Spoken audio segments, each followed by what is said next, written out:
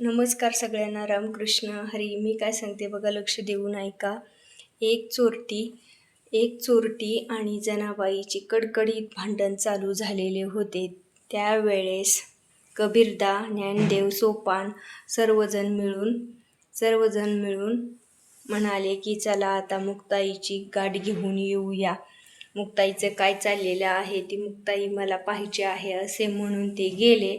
तर त्यावेळेस त्या दोघीचे भांडण बघतात ते कबीरदा म्हणाले, ही जणी का, ही किती मोठ्याने भांडते, ही अशी कशी जणी. तर त्यावेळेस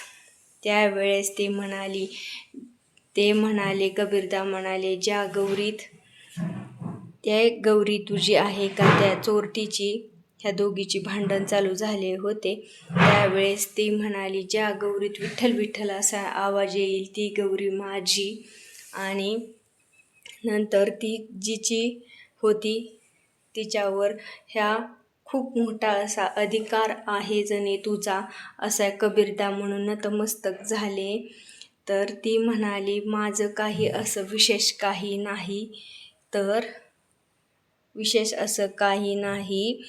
तर त्या प्रत्येक गौरी कानाला लावल्यानंतर जनाबाईने विठ्ठल विठ्ठल असं नामस्मरण करत तिने गौऱ्या थापलेल्या असतात. प्रत्येक कामात दळण दळण्यासाठी विठुराया आणि पाणी भरण्यासाठी, गौऱ्या थापण्यासाठी, प्रत्येक काम करण्यासाठी तिला येत होते.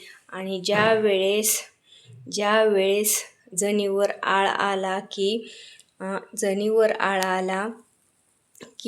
देवाचा हार जनीने चोरला आहे, त्यावेळेस दळण दळत होते. त्यावेळेस भगवंत तिथे होते आणि त्यांनी स्वतःचा हार आणि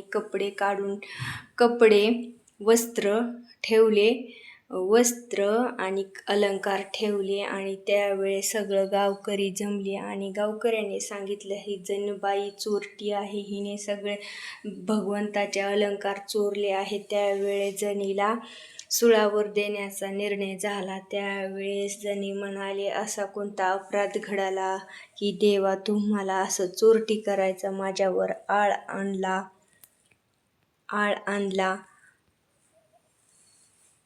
हे कोणाकोणाला माहीत आहे, मला तर एवढं माहीत आहे.